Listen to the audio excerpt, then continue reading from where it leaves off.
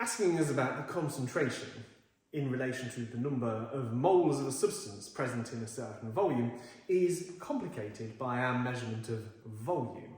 You see, ultimately, volume of a cube, for example, is the length times the width times the height. It's basically how much space is occupied by that shape, and you could measure physically the dimensions of it. And this leads to units of volume that are along the lines of meters cubed, decimeters cubed, or centimeters cubed. But we can also measure volume in terms of fluidic volumes, the litre and the milliliter. And the starting point of a question like this is just making sure that we're using the right units for volume. So if we remember that 1 litre is equal to 1 decimeter cubed, it means that a 10 centimetre by 10 centimetre by 10 centimetre cube of water would be 1 litre of water. And because in that cube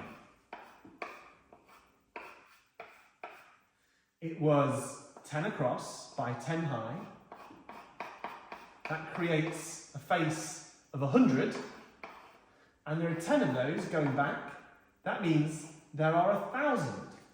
It means that 1 decimeter cubed is equal to 1,000 centimeters cubed. And 1 litre divided by 1,000, well, 1 litre would be equal to 1,000 millilitres. It means as a direct comparison, 1 millilitre is 1 centimetre cubed.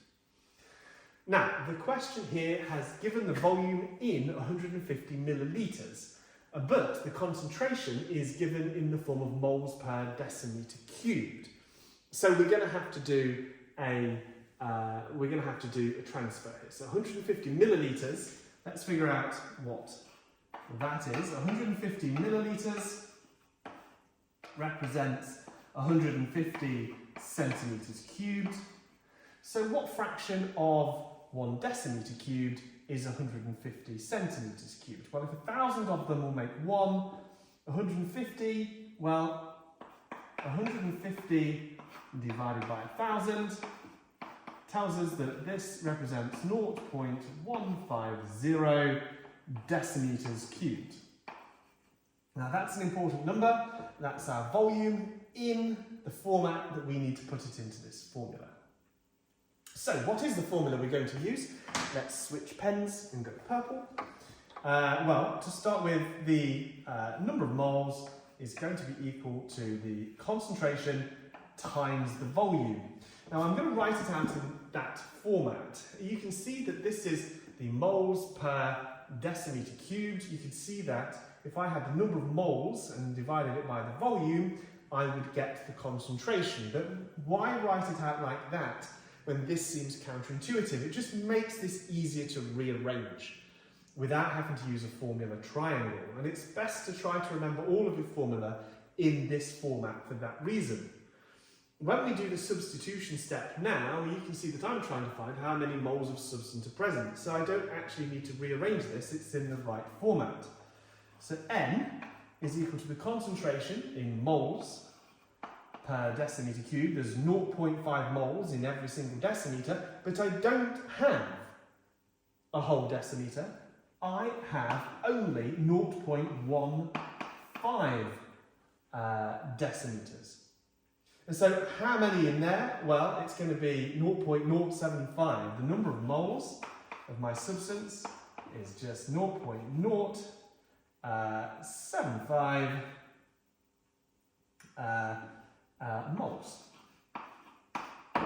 And of course, we check the arithmetic on the calculator. 0.5 times 0.15, 0.075. So the hardest thing about this whole process is making sure that if your concentration is in moles per decimeter cubed, that your volume, that is possibly given in millilitres, is first converted into decimeters cubed. The second part of the problem that makes it challenging is you might have to rearrange this. It could be any one of these 3 variables that you are asked to find, and you just need to make sure that you rearrange it properly when you get to this step.